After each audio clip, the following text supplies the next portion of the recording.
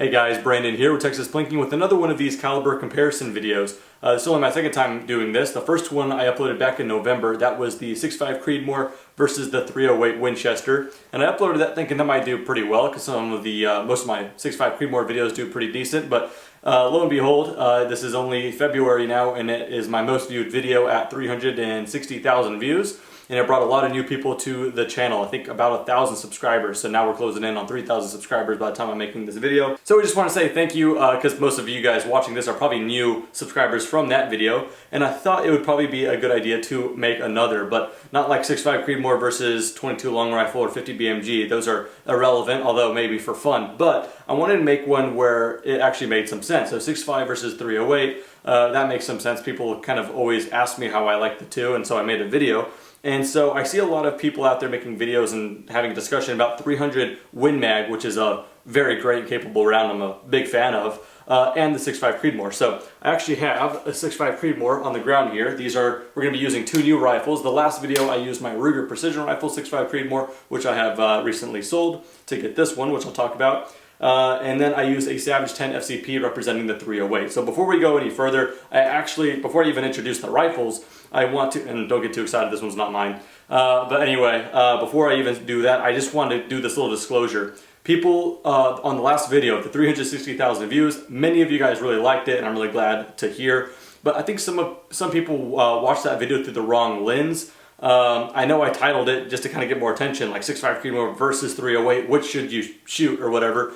But I live in the real world where you guys have the freedom to own whatever caliber and however many of those as you want. Well, at least in the United States anyway, or in Australia. I know the laws are different calibers can be accepted because they have different purposes. So with that said, watch this from a fun recreational shooter's point of view, okay? I'm not saying one is superior to the other. I know a lot of 6.5 Creedmoor shooters kind of get some flack from thinking that the 6.5 is the end-all be-all round. Not me. I love the capabilities of multiple different kind of calibers. So without droning too far into that, I got a lot of people commenting on that last video with the whole shit hit the fan situation and why the 308 is better if shit hit the fan because you can't fly a 6.5.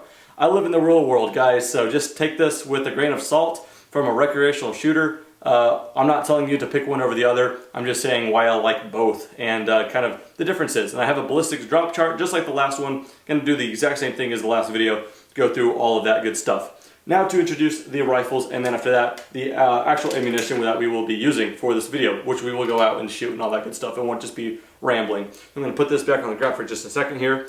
This is a rifle that belongs to a buddy of mine. This is an Accuracy International's AWM.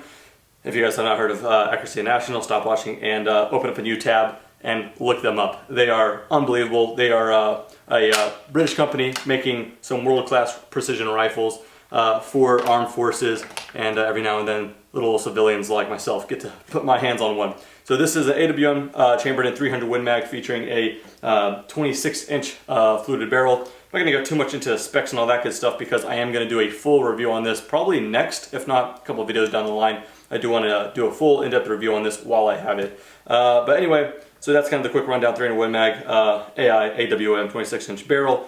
This one features a Night Force A-Tacker 5-25 by 56. So yeah, pretty sweet rig. I will put the link to the scope in the description because I've used a scope on a couple different occasions and love it. So anyway, going to go ahead and move that off to the side for now. Introduce this rifle right here if you have not seen my last video with it. This is my custom rifle from Alamo Precision Rifles. I wasn't expecting to get this until March, but showed up a bit early, so that's nice. So this is an APR Ranger chambered in 6.5 Creedmoor. I have a fluted 24-inch barrel. So this is not a direct comparison between how these rifles carry the round.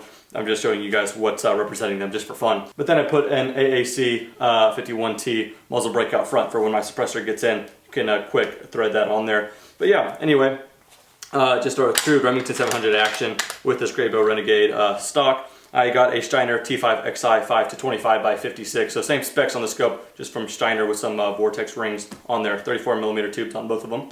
So that's kind of just introducing the rifles representing the rounds. On the last video, 308 versus 6.5, I used the same ammunition of just the different calibers, and that was Hornady American Gunner. That would be 155 grain Bowtail hollow point for the 308 and 140 grain Bowtail hollow point for the 6.5 Creedmoor. Kind of sticking along the same lines as far as like same round from the company. So now we're just going to do some ELDM. So for the 6.5 Creedmoor, we have some Hornady 140 grain ELD match right there. And then we also have, just on steroids, we have the ELDM. This is 300 Win Mag 178 grain ELD match. So same things, just for the different calibers. Curious to see how that performs. I have 40 rounds for the 300 Win Mag of this right here. I also have 20 rounds from Federal 190 grain Sierra Match King Botel Hollow Point. That will probably run out to 750 and 1,000 yards as well, or just kind of have some fun with that. So anyway, that is the quick rundown on the rifles and the actual ammunition we will be talking about when I talk about the ballistics and all of that good stuff.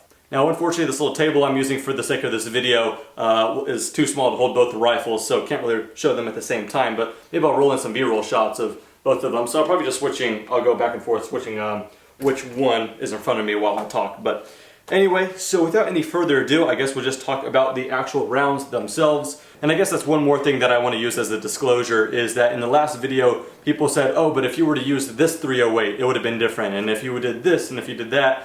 But then again, I understand that there are more caliber options or more ammunition options than these two I have presented here. I'm just using this for the sake of this video, and I think they both perform very, very well, as you guys will be able to see. So without any further ado, I'm going to go ahead and give you guys, since the 6.5 Creedmoor is here, let's go ahead and run through that real quick. So of course, in particular, talking about the 140 grain ELDM from Hornady. So 140 grains coming out of the muzzle at 2,710 feet per second, measured with a 24-inch barrel. Has quite an impressive ballistic coefficient as well at 0.610. Another thing worth mentioning is price. I got this for $1.19 a shot on Bud's Gun Shop. So that may seem expensive to a lot of people, you know, considering switching from a 308 or whatever, trying to go to a more precision caliber or whatever. $1.19 a shot might sound expensive, but tell you what, out to some distance, it actually keeps up with a lot of other stuff costing quite a bit more. But to go over the same specs now, just with the 300 Win Mag, 178 grains coming out of a 24-inch barrel at 2,960 feet per second. So this, again, being a 26-inch barrel, probably doing a little bit more than that, maybe into the 3,000s. But let's just go apples to apples here with the barrel length, 24-inch to 24-inch, 2,960 feet per second, 178 grain. You can just see there's a lot more energy coming out of a 300 Win Mag. The ballistic coefficient with this ammunition in particular is very streamlined as well at 0.547. That's where it gives up a little compared to that ELD a little bit, but you get that with the muzzle energy, like I mentioned earlier. And of course, to talk about the price per shot, this is $1.62 a shot on Bud's Gun Shop as well. Which is actually not as bad as I was thinking. My buddy likes to shoot the 190 grain Sierra Match Kings, which are a little bit more than that. I think that is $2.13 a shot on Bud's Gun Shop. So yes, you are quite a bit more than the 6.5 Creedmoor with this factory ammo in particular, but if it's worth it to you to get that extra stopping power or whatever for hunting purposes or whatever it is, or even longer, extreme long range shooting, that the 6.5 will start to dip a little earlier before it becomes as effective as the 300 Win Mag, if that makes sense. Alright, now for the fun part, let's see how those ballistics come into play on the drop chart. For this, I used the Hornady Ballistics app, and I didn't take account the 26-inch barrel, just pretend it was a 24-inch just for the sake of, you know, just comparing the two calibers. I didn't want to give the advantage to the longer barrel of the Accuracy Internationals. But with that said, everything else is the same. I made the elevation, the temperature, all of that good stuff the exact same. We start out with no wind.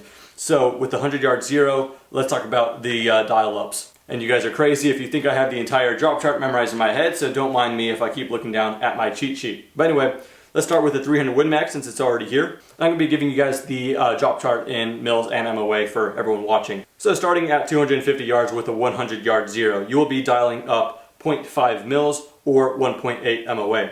Go out to 500 yards, that is 2.3 mils or 7.9 MOA. 750 yards, 4.6 mils or 15.9 MOA. And 1,000 yards, 7.6 mils or 26.3 MOA.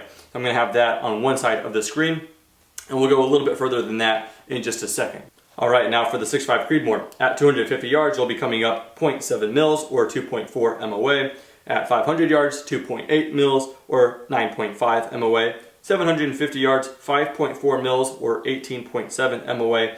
And then again, 1,000 yards, is at 8.8 mils or dialing up 30.4 MOA.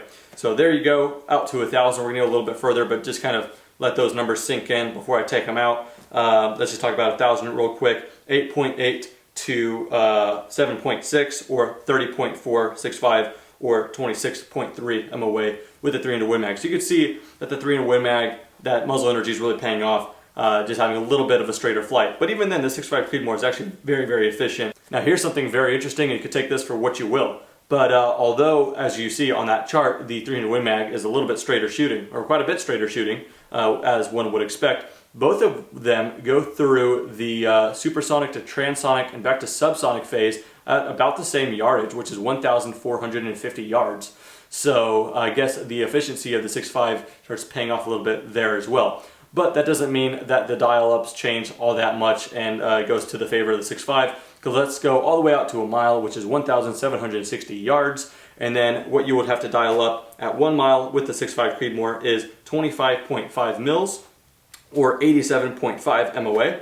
And then in the case of the 300 Win Mag, you'll be dialing up 23.4 mils or 80.5 MOA. So even then, stack on another few hundred yards past that subsonic phase, the transonic phase anyway, you'll still be dialing less with the 300 Win Mag. So the 300 Win Mag has the capabilities of long and extremely long range, whereas this, I would say probably you wouldn't want to shoot at. You definitely wouldn't want to shoot a 6.5 Creedmoor past a mile. I think it is a tack driver, or relative tack driver, out to 1,000 yards easily, as you guys will be able to see later on in this video.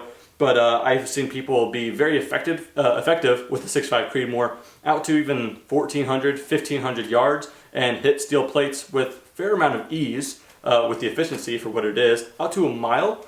But yeah, if you could pick your poison, I would go 300 Win Mag for that ultra long range. But both of them get the job done for intermediate long range for recreational purposes on steel targets anyway. So again, maybe I shouldn't put my input. I'm just here to read off some specs and you guys can take it for what you will. But anyway, I do enjoy both. That's one thing. On the last video, 308 versus 6.5, a lot of people said I had some bias towards the 6.5, even though they were both my rifles and I enjoy shooting them both equally.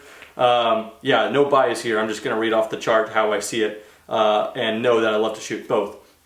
So that is the drop chart all the way from 100 yards zero, from 250 to 1,000 yards and a mile. But one thing that I did on that video as well, and I'd like to do that here, is throw in a little bit of wind to the ballistic calculator. But let's only do this just for the ease of editing and so I'm not spewing out a bunch of numbers.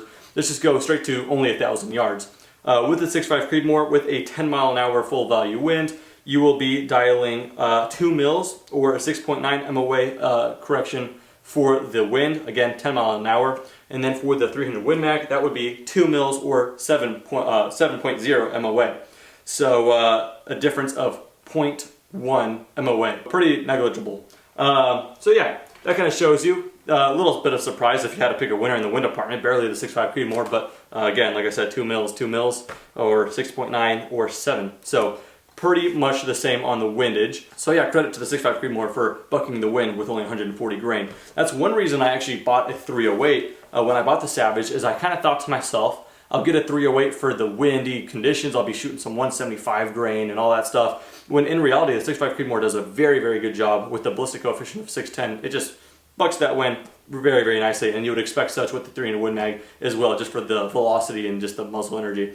So I think I ran through my entire list here. That's about it. From there, hopefully all the talking was kind of a little bit more enjoyable to watch with the charts and maybe some B-roll footage of the rifles. But enough of the talking. I say we go out and shoot, which is kind of pointless in this video other than just for pure entertainment, because I've shot both of them and both of them just shoot lights out. I only have access to 1,000 yards at the range I go to, so that's what we'll do. We'll go to 250, we'll do 5. We'll do 657 yards as well, because there's a little popper out there. That'll be kind of fun. 750 and then 1,000 yards. But this, again, isn't necessarily a comparison to try to pick a winner. This is just a comparison just for recreational shooters like myself to watch and hopefully enjoy. So, with that said, hopefully you guys did enjoy this. And I guess I won't close out the video now. Just go ahead and cut to the long range shooting and then close out the video when we get back. So, hope you enjoy the next part.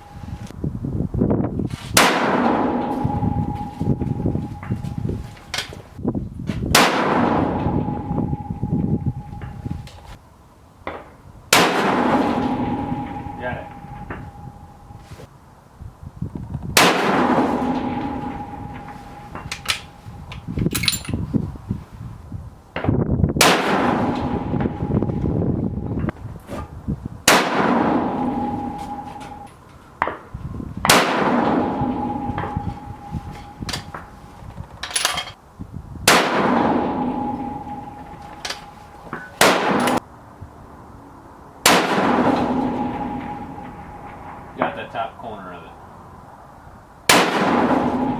Got it. Elevation's good. You're right on the left edge. Okay.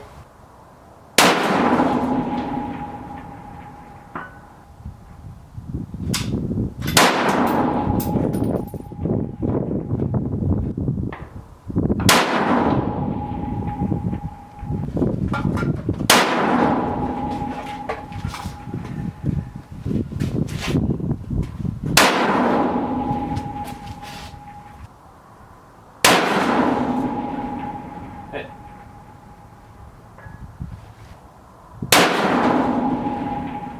Hit.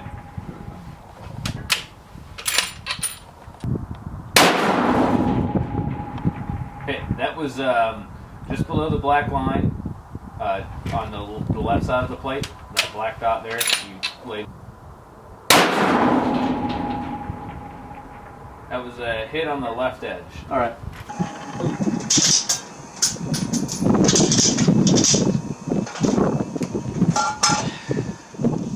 So there you guys have it. Surprise, surprise, both of them shoot lights out.